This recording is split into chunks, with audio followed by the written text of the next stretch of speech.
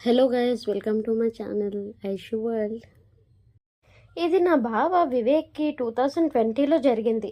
అతను విజయవాడలో పీజీలో స్టే చేస్తూ ఉండేవాడు. కోవిడ్ లాక్డౌన్ వల్ల అతను అక్కడే హాల్లో ఉండేవాడు. ఒకరోజు అతని మదర్ వాట్సాప్లో ఒక ఫోటో పంపింది. అది పాత ఆల్బమ్ నుండి తీసిన ఒక ఫోటో. దానిలో వివేక్ చిన్నప్పుడు సుమారు 7 సంవత్సరాలు ఉంటాయి అతనికి. తన తాతయ్యతో పక్కనుండి స్మార్ట్గా సెల్యూట్ చేస్తూ ఉండేవాడు. ఆ ఫోటో అతని మదర్ తనకు వాట్సాప్ చేసింది. చాలా అందమైన ఫోటో అది. వివేక్ దాన్ని చూసి నవ్వుకున్నాడు. తర్వాత అతను ఒకసారి గమనించాడు. ఆ ఫోటోలో తాతయ్య వెనక ఉన్న పాత అల్మారా దగ్గర ఒక చీకటి నీడలా ఉంది. ఏదోలా అనిపించింది అతనికి. దాని ఆకారం పూర్తిగా ఒక మనిషిలా ఉంది. కానీ ఆ సమయంలో అల్మారా దగ్గర ఎవరూ లేరు. వివేక్ దాన్ని జూమ్ చేసి చూశాడు. ఆ నీడ, దాని మొహం స్పష్టంగా కనిపించలేదు. కానీ అది ఫోటోలోనే ఉన్న చిన్న వివేక్ని చూస్తుంది.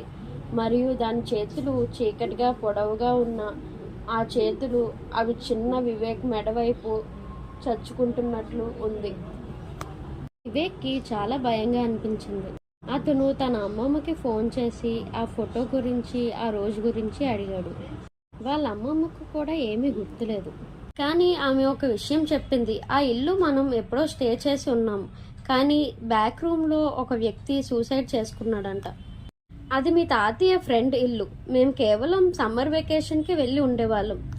వివేక్కి గూస్ బంప్స్ వచ్చాయి. అతను ఆ ఫోటోని డిలీట్ చేయాలనుకున్నాడు. అతను ఆ ఫోటోని లాంగ్ ప్రెస్ చేస్తుండగా ఒక సంఘటన జరిగింది. అతని స్క్రీన్ మీద ఫోటోలోని చీకటి నీడ కదిలింది. అది తల తిప్పి ఫోటోలోని కెమెరా లెన్స్ నుండి బయటకు వచ్చినట్లు అనిపించింది. స్క్రీన్ మీద అంతా తరువుగా నిజంగా వివేక్ వైపు చూస్తున్నట్లు అనిపించింది. వివేక్ ఆ ట్రాన్స్లో ఉండి ఫోన్ కింద పడేశాడు. అతని హార్ట్ బీట్ వేగంగా కొట్టుకుంది. అతను ఫోన్ను తిరిగి తీసుకొని చూశాడు. ఫోన్ అంతా నార్మల్గా ఉంది. ఫోటో కూడా నార్మల్గా ఉంది. కానీ ఆ నీడ మాత్రం ఇప్పుడు మరింత స్పష్టంగా, మరింత దగ్గరగా ఉంది. ఆ రాత్రి వివేక్ నిద్రపోలేదు. అతను ఎప్పటికప్పుడు ఎవరో గదిలో లోపల నడుస్తున్నట్లు అనిపించింది. అతను లైట్ వెలిగించాక ఏమీ లేదు. తెల్లవారు అయిన తర్వాత అతను ధైర్యం చేసి ఆ ఫోటోను మళ్ళీ తెరిచాడు. ఈ టైం సంథింగ్ వాజ్ టెరిబలీ రాంగ్ అనిపించింది. ఫోటోలోని చిన్న వివేక్ మొహం, అది భయంతో వికృతమైపోయింది. అతని నోరు వైడ్ ఓపెన్గా తెరిచాడు.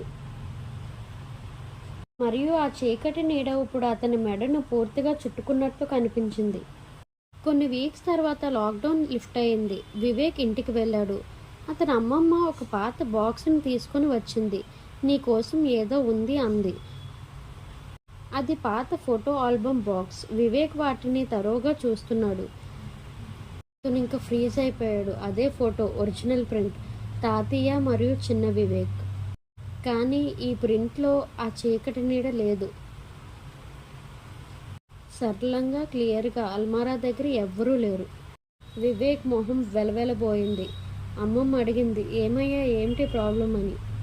వివేక్ ఏమీ చెప్పలేదు. అతనికి తెలుసు ఇది ఇప్పుడు ప్రింట్లో లేదు అని. అది కేవలం డిజిటల్ ఇమేజ్లో మాత్రమే, లేదా అది కేవలం అతని ఫోన్ ద్వారా మాత్రమే అతన్ని చూడగలదు. అతను ఇప్పటికీ ఆ రోజు గురించి ఆలోచించినప్పుడు, ముఖ్యంగా రాత్రి సమయంలో అతని ఫోన్ నోటిఫికేషన్ సౌండ్ విన్నప్పుడు ఒక చల్లని నీడ తన ద్వారా వెళ్తున్నట్లు అనిపించేదంట. చీకటి నీడ ఇంకా ఎక్కడో డిజిటల్ వరల్డ్లో ఉంది. మరొక ఫోన్, మరొక స్క్రీన్ ద్వారా బయటికి రావడానికి వేచి ఉంటుంది. వీడియోని లైక్ చేసి హర్రర్ స్టోరీస్ భయం వేసిన ఇంట్రెస్టింగ్గా వినేవాళ్ళు, చూసేవాళ్ళు ఈ వీడియోని వాళ్ళకి షేర్ చేయండి. అలాగే మీ లైఫ్లో ఏమైనా స్కేరీ కానీ హర్రర్ ఇన్సిడెంట్స్ కానీ జరిగితే నాకు మెయిల్ పెట్టేయండి. నా మెయిల్ ఐడి aishuworld21@gmail.com.